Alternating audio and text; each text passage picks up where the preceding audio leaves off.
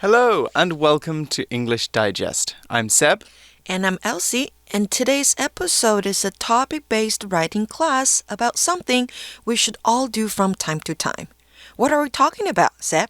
We're talking about venturing outside of your comfort zone. So venture, that comes from adventure, and it's a verb that means to go somewhere new, dangerous, or exciting, to do something new. So we're venturing outside our comfort zone. So is it like 冒险? Yeah, kind of like 冒险, yeah. Okay, then where are we venturing today? And we writing about travel? Right, I didn't say. So sometimes we can say we're venturing to a new place, but we're not going to somewhere geographical today. We're talking about venturing outside of your comfort zone. Your comfort zone is the ways of living that feels most comfortable to you. So, for example, if you're a quiet person who likes books, then your comfort zone could be visiting the library, reading in your bedroom, or searching bookshops for interesting new titles. If you were very good at basketball, meanwhile, then watching basketball games or practicing at the court could be two possible examples of your comfort zone. I see. 所以呢 comfort zone 指的是舒适圈。那么刚刚说的 going outside of your comfort zone 代表就是走出你的舒适圈，去尝试你不熟悉或是对你来说不是那么容易的事物。So going outside of your comfort zone must mean to try things that are not easy or familiar to you. Exactly. When we venture outside of our comfort zone, step outside of our comfort zone, or go outside of our comfort zone, we try new things, especially things that might be difficult or scary for us. All right, let's move on to the instructions for today's assignment. There's a popular line in the movie Tangled from Rapunzel. Venture outside your comfort zone. The rewards are worth it. Please write an article of at least 120 words about this quote, explaining it and giving examples to support your explanation. 电影《魔法奇缘》中的女主角 Rapunzel 有一句台词哦，勇敢地踏出舒适圈去冒险吧，那些回报绝对值得，成为不少人的座右铭。请你以这句名言写一篇至少120个单词的文章，解释它的含义，并且举例说明来支持你的想法。You know, that's a great quote. Saying that good things will happen to you when you try something new. And those good things will be better than the difficulties you face early on. So how should our listeners do the assignment then? Right. So there are some very good clues in the instructions. It says we should explain the quote and give examples of our explanation. So unlike last month, we're not writing a story. In this passage, our goal is to inform, to explain what something means and say why it is important. You need to tell your readers what venturing outside of your comfort zone means and why everyone should try it. Anyway, it sounds like we're already moving on to the next section of our episode. Let's discuss how we are going to develop an approach for this assignment. 首先呢，第一个，当提示提供你一句名言佳句的时候，务必按照该名言佳句的方向和重点来发挥哦，所以不要提到跟名言佳句无关的事情。那文章要符合题意，这是一定的。你要先了解这句名言的含义，接着呢，你可以从提供的句子当中找到关键词 keywords。关键词是题目中的重点，文章该从什么样的角度出发，以及内容该写什么，都可以从这些 keywords 关键词当中找到答案。Good point. We're writing a passage about venturing outside of your comfort zone. So the first thing we need to do is define what that means. For example, to venture outside of your comfort zone is to try new things that are unfamiliar to you. That's a pretty straightforward definition. And for this kind of assignment, it works well as your introduction. Now, Elsie, you also mentioned keywords, 关键字. Keywords are words or phrases that are important to a specific topic. These could be words that describe the topic, that give examples of the topic, or that point out reasons why the topic is important. What keywords can we think of for our topic today then? Venturing outside of your comfort zone. Okay, so the first one that comes to my mind is frightening. Obviously, going out of your comfort zone is scary, right? What else could we say? Or uncomfortable. Because you might feel uncomfortable at first. Right, that's very good because it's not your comfort zone, so it will be uncomfortable. Another phrase I like is challenge oneself, okay? So, when you went to the bookstore and you made yourself stay there for 30 minutes, you were challenging yourself. That's a pretty good one to use for this. 也就是挑战你自己。那最后呢 you might learn a valuable experience. Right, exactly. So something valuable, often we use the word valuable to talk about, gold or money, things that can be worth a lot of wealth. But valuable can also mean something that's got a lot of sentimental significance, or it's got a lot of meaning to us in other ways. Okay, so a valuable experience could be an experience that teaches you something new. Okay, so what else should we think about, Elsie? 第二个呢，我们要注意的是根据提示，你可以在第一段开门见山点出你对这句名言的看法，也可以用简短几句话解释和阐明该名言的启示。接着呢，在第二段举例说明辅佐你的看法，也可以加入亲身经验 your personal experience 来让这个文章更具说服力。Right, exactly. Giving personal experiences or anecdotes, 趣事, is a great way of making your story more interesting and giving it character. So earlier I mentioned taking a dance class for the first time and how scary that was for me. A story like that would be perfect for our first paragraph. 没错，再来呢，第三个，第二段可以将你如何实际应用这段话来当作例子，尽量避免 cliches 陈腔滥调的内容哦，以免跟大家都写的一样，那这样子就会很难让人家留下深刻的印象，所以你可以试着把题目具体化，贴近日常生活的情境，你会比较能够有感而发，也能够呢跟读者产生共鸣。那进阶范文的个人经验呢，他就提到在轻松的工作跟艰难的实习之中做抉择，相较于基础范文当中，待在家还是要出门，就会来得更有深度。Right, I'm glad you mentioned about avoiding cliches, Elsie. Cliché means 陈腔滥调, and it's an expression that is very, very common. So common that it is overused. I mean the cliches, not the word cliché. Okay, so it's something that we use a lot and is very overused. So, for example, the speed of light, at the speed of light, which is very, very fast, that's a cliché. Or, for example, off the beaten track. If we're talking about traveling and we say something is off the beaten track, that's an image that people use all the time. So it's not very exciting. It's not very interesting to hear. Or another one, which I think we heard a lot last year in 2020, is Taiwan is a COVID-free paradise. Now, this idea isn't wrong. It's just that during 2020, people used it for almost any kind of description of Taiwan. And so sometimes it was a useful thing to say, but other times it didn't really add any information and it was just something that we heard over and over again. So it's a cliché. As a writer, my opinion is that you can use cliches when you write out your first draft. But when you finish, read through your work again. What phrases or ideas seem unoriginal? Is there a more creative way of saying them? Or could you be more specific in the point you're trying to make?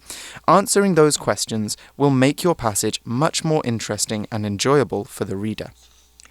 最后呢，结论可以重述该名言的重点、精神和道理，或者是将此名言换句话说，达到首尾呼应的效果，增强其所要表达的主旨。所以就像刚刚 Seb 说的，你从头到尾可以先写一个 draft， 先写一个草稿，最后再来修正，把刚刚的陈腔滥调拿掉，然后再 make sure 确保你的 conclusion， 你最后的结尾是有在做前后呼应，再达到这个效果。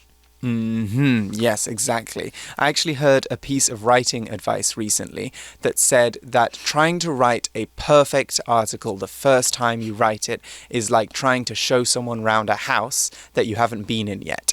So when you're writing your draft, you're going in yourself and seeing what's there and getting an understanding of everything that you want to say.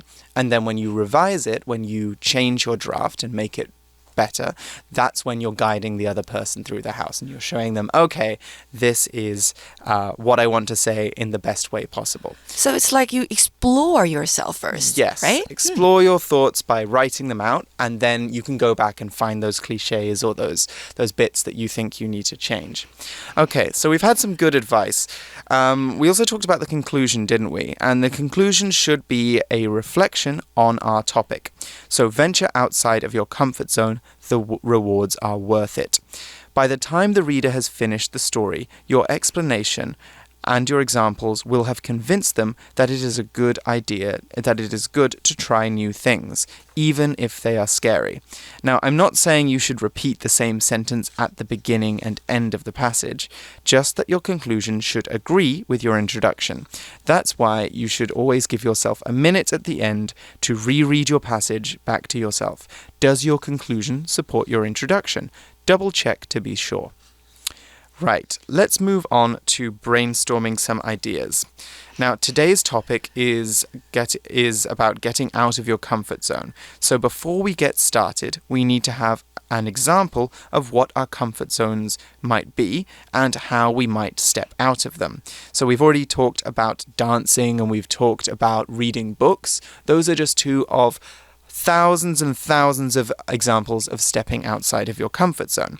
So let's take a look at this flowchart that we've got in our magazines and discuss some different ideas that we could use in our article. So what can we see in our flowchart here? Okay, so we see two. One is for basic sample and the other is for advanced sample.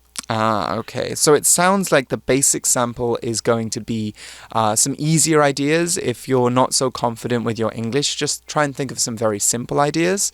Or if this assignment sounds quite easy to you, then you can look at the advanced sample. You can write down some more complex situations in which you might need to step outside of your comfort zone.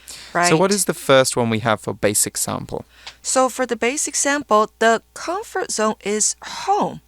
And the person is trying to change it by going hiking with friends and enjoying nature. What about the advanced part? Right. The advanced sample says that their comfort zone is easy work with a decent salary.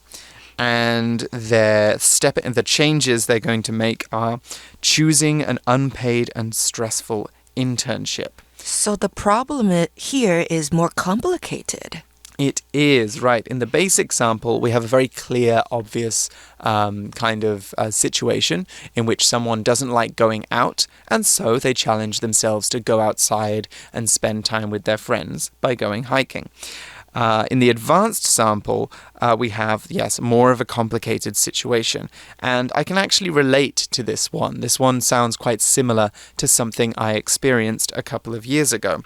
So your comfort zone here, the comfort zone here is easy work with a decent salary. So imagine that you have a nice job and it pays enough money for you to live well and comfortably, but it doesn't excite you and you just come to work and feel a bit bored all day, and so you don't feel fulfilled in your life. And then one day you find out about an exciting job that doesn't pay very much, and you think that it has good opportunities for you. So were you in this dilemma too? Not anymore. Okay, so you were. I was. Yes, I was. So, yes, a couple of years ago I was happy I was in a comfortable job, and it wasn't really what I wanted to do for my career. So I kind of felt like, I want to try something new, but it means I'm going to have to give up the comfortable parts of my life. I'll have to give up the salary that I have, and I'll have to take some risks to pursue some work that's interesting to me. So that's what I did, and that was stepping outside of my comfort zone. That was challenging myself. Okay, so that is one example or a couple of examples of the directions you can take. And I think it's time that we go to our outline now. We start planning our ideas out. Okay, so let's start thinking about organizing these ideas from our brainstorming exercise so we can begin writing a great passage. You guys should be quite familiar with outlines by now, but let's review quickly. An outline is a simple tool we can use to order our thoughts, examples, and arguments so that they are convincing to the reader. We begin with our introduction, which will set the tone of the whole passage, whether it's happy, sad, informative, or telling a story. Let's take a look at the first example. Okay, so we've got our introduction sentence here. I love the quote, venture outside your comfort zone. The rewards are worth it. Okay, right. You can actually use that quote we used in our assignment to help you begin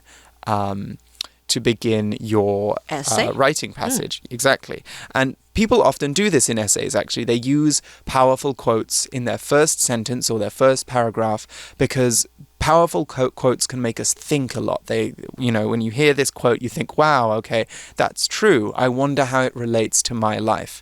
And so it's a really good way of starting your passage. So, Elsie, what do we have for the first paragraph? What follows?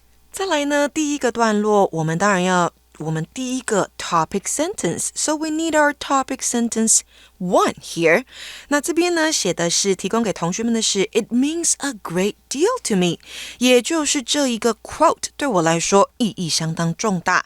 然后呢，这个作者在提出 A, before I mostly stayed home. 他提出以前未踏出 comfort zone 舒适圈之前的他是什么样子。再来 B, I would turn down any chance to go out if there were strangers. 只要有陌生人，我就拒绝任何可以出去的机会。再来 C, I was happy in my comfort zone. 在舒适圈的我很自在快乐。这个是他以前的问题。And then, in the second paragraph, the writer is going to talk about how stepping out of his comfort zone changed him, right? Right, exactly. So let's check out this second paragraph. And our topic sentence is, a year ago, my classmate asked me to go hiking with him and his friends. Right, of course. Okay, so this would be something that the writer is not comfortable with because, as they said, they liked staying at home. They didn't like going out with new people. So hiking with someone else's friends is a bit of a challenge. But they say, I had a great time. I made some new friends and enjoyed being in nature. And I learned the value of stepping out of my comfort zone. Okay, so they talk about how the experience was positive for them, and they also talk about a lesson that they learned, the moral of the story, and that is that it is good or valuable to step outside of your comfort zone. Okay, so notice how the writer talks about some of the benefits he got from stepping outside of his comfort zone. He's not just telling you a story, he's showing how his story proves that venturing outside of your comfort zone is good for you. So when he's saying, I had a great time and, I enjoyed being in nature, he's also saying, I had an idea that it would be a very unpleasant experience, and it turned out to be a very nice one. Lastly, we have the conclusion. I always keep this quote in mind when I try something new. Okay, so this is a really good example of how we can connect our introduction and our conclusion. The conclusion is referring to that quote at the beginning, venture outside of your comfort zone. The rewards are worth it. So the writer is reflecting on his introduction and saying, yes, this is actually very true. 没错，所以呢，作者在整篇文章当中呢，他把第一段先写出这句名言对他的重要性，然后呢，写出他以前是什么样子，再来接着写他的转变是什么，以及转变之后得到的经验，还有他的感受。所以作者前后呼应，重申勇敢的踏出舒适圈去冒险吧，那些回报绝对值得。这句座右铭对他的重要性。Exactly. All right, let's take a quick break here, and then we'll look at our basic and advanced samples.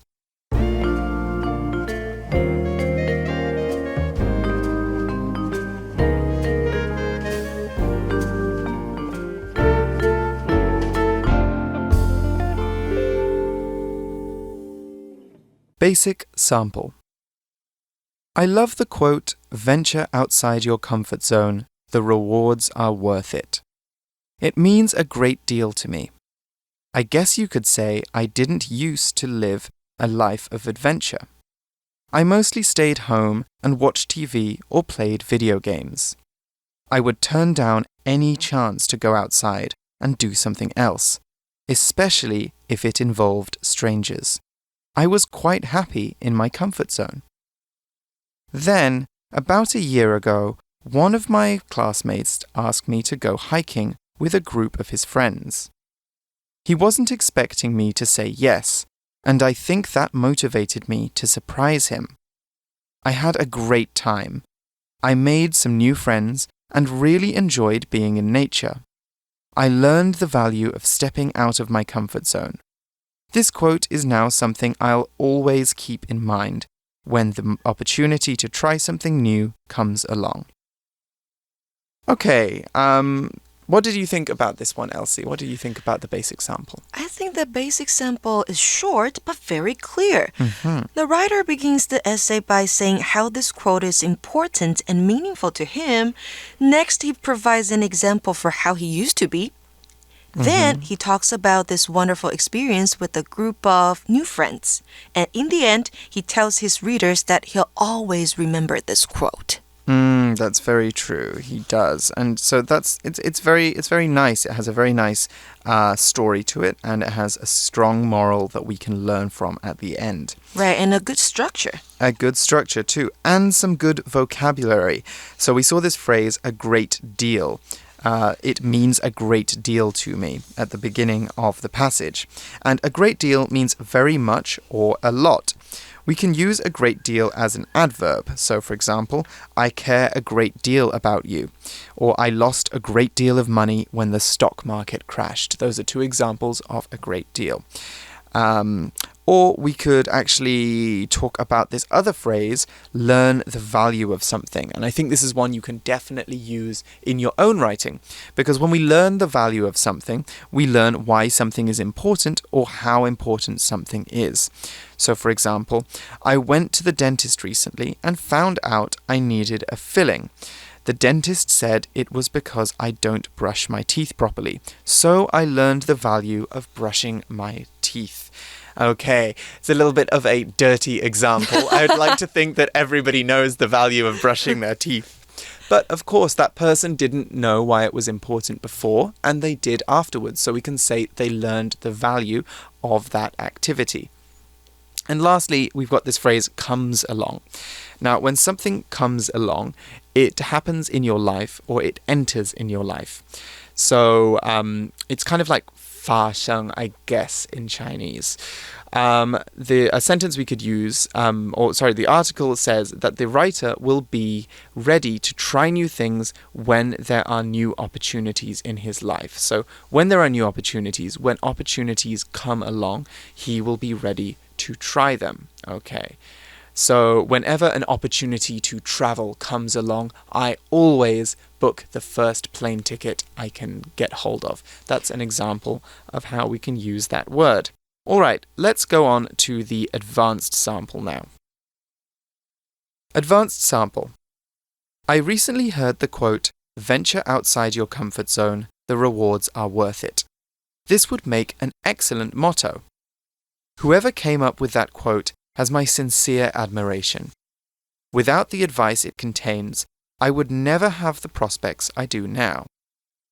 After my first year of senior high school, I got a summer job working in a 7-Eleven.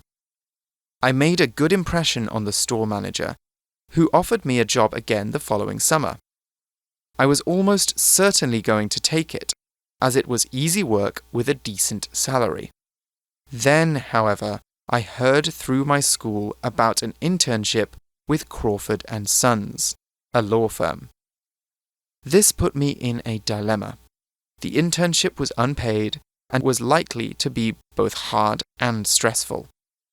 However, it might help me get my foot in the door of the legal profession. The convenience store gig was much more comfortable by comparison.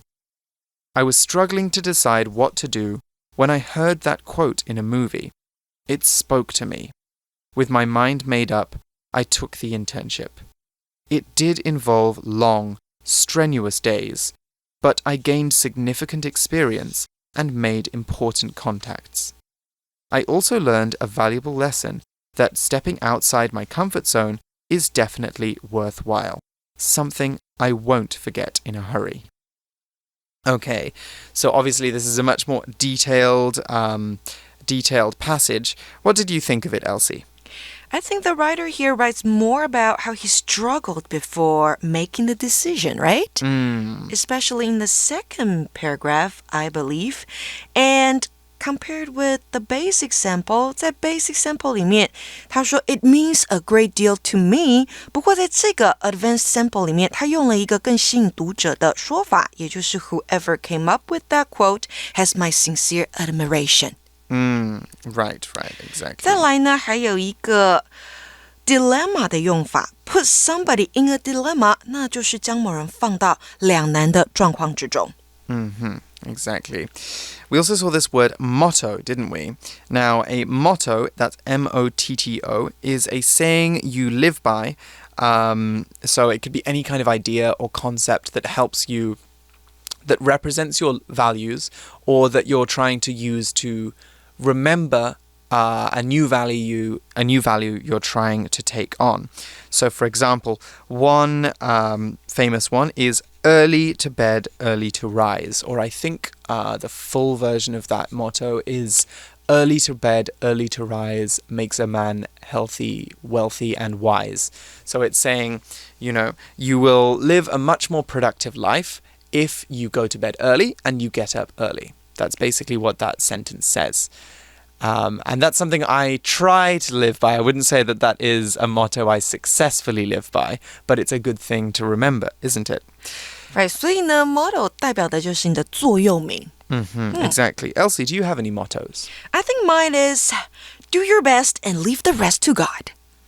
That's also a really good one, actually, because sometimes we try to control things too much, Right. put too much effort in or get very upset if things don't work out. And sometimes the way things work out is down to chance, So put in your best effort, but don't beat yourself up if things don't work out and you've tried 100%. Right, as long as you know you've tried really hard. Exactly. Make an effort, and that's all that counts. All right, that's all we have time for today's episode. We're going to be back later in the month when we'll be talking about writing graphs and writing about graphs and doing some translation. So we'll see you then, but until then, it's bye-bye for now. Bye-bye. Bye-bye.